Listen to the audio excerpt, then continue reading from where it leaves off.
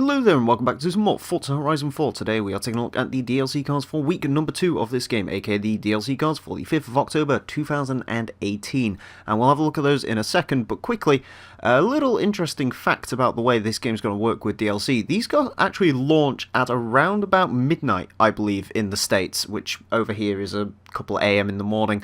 Yeah, I'm not quite sure if it's sort of in the same way they released the game, where it depends on which region you are in, is when you get the cars, or if it's just wherever Turn 10's based, that midnight, that's when they go out. Interesting way of doing it, certainly, as you prefer it, because the old way of doing it is they'd launch it midday for them, which over here is 6 PM. But now we basically get them at around about midnight, sort of somewhere in the night, which is nice. I would have covered them earlier, but I didn't actually realise that, and I was too busy doing this thing called sleeping.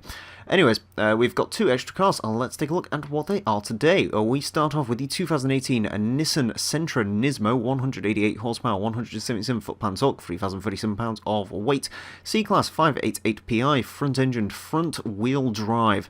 This one is a very interesting car indeed. Out of all of the Horizon games you could have launched a Sentra in, this one isn't really fit because we don't get the Sentra here in the UK, unless they're planning on launching it, but I seriously doubt it.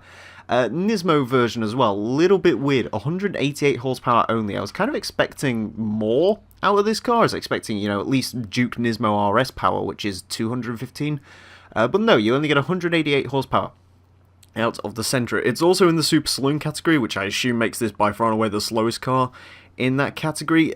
Just a really odd car in general to launch in this game. I don't think I'm going to use it too much. I might, just because it's a Sentra and it's a little bit weird. I certainly was not expecting a Nissan Sentra of all things to show up in a DLC pack, but yeah, a weird one, certainly. There'll be some people who are fans of this, there'll be some people who absolutely hate it because they don't really see the point of it, but yeah, nevertheless, certainly an interesting off-the-wall choice.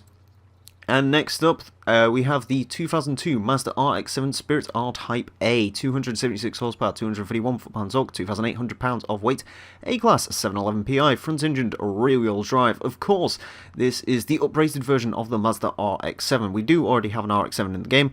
It's the same RX-7 that's been following around Forza since Forza 2, I believe, was when the 97 RX-7 sort of first came to the game. We had the Spirit R for a while, up until Forza 4, where it was a unicorn car. And then the Spirit R just sort of went away and they kept the 97, which I always found a bit strange considering the Spirit R is a better version of that car. But the Spirit R is back and I couldn't be happier because I love the Spirit R. It's my favourite model of the RX-7. It has a wing, which I love because the 97 doesn't have a wing, which I think it looks weird without the body kit and the wing and stuff, but I think the Spirit R looks just right. I really like the way sort of the facelifted RX-7s look, sort of the final editions, the Spirit R and the Bathurst. Yeah, I know people are complaining. I know, you know, people are like, oh, it's just a reskin.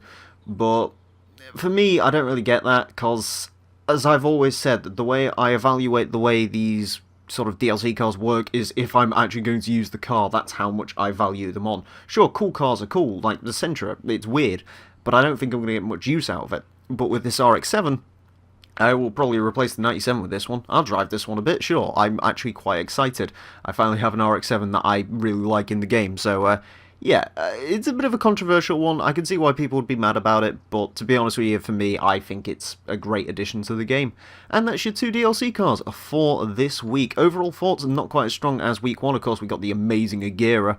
But the RX-7 is certainly a cool car. I'm very happy to see that back in Forza, and the Sentra's an interesting choice, certainly. Maybe not the best choice in the world, maybe a little bit strange, probably not going to get much use out of it, but, you know, nevertheless, it's something a little bit different, so I guess you can commend them for that. So thank you all very much for watching, and until next time, farewell.